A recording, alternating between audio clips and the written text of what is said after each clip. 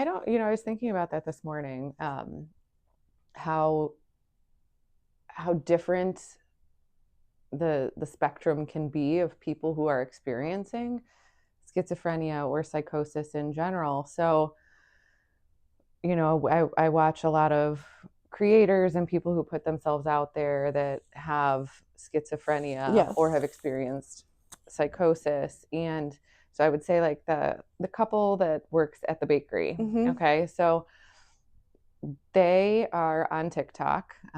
We'll try and post a couple videos so you can find out who they are. But there is a recognition, yes, and an acceptance of the illness that I think allows them to have an understanding, and hopefully they'll correct me if I'm wrong here, but it seems like they have an understanding of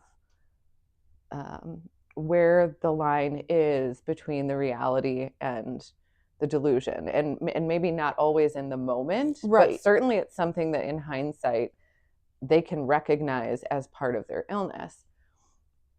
With a lot of other people, and I would say this was sometimes true of Lauren and another family member that we have that's experienced some of this, is that there isn't that recognition.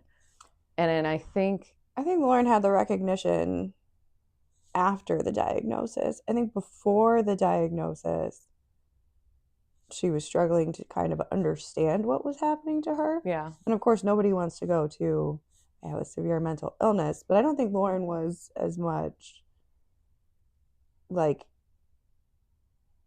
I don't know the word is fear, but I don't think Lauren like stuck her head in the sand after the diagnosis. No, and I guess that's not really what I'm saying. I think it's more that some people seem to be able to, and it seems like the acceptance of the illness as part of this, seem to be able to really recognize and understand what like is a symptom of their reality. Illness. This was a symptom of my illness, not something that happened. Right. And I think for people who are struggling to accept their diagnosis, that becomes more challenging. Which the big word for that is Anosognosia. There you go. One of us could pronounce it. And that's something that I think they estimated around 50% of all people with schizophrenia or severe mental illness will experience anosognosia, which is essentially that they don't believe that they have an illness. So they don't recognize that what their experience is a symptom. Which can be the first obstruction in care.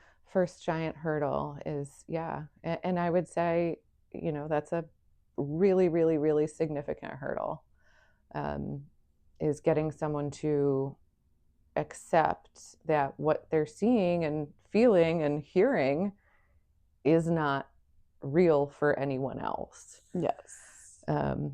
So yeah, that's a tough one.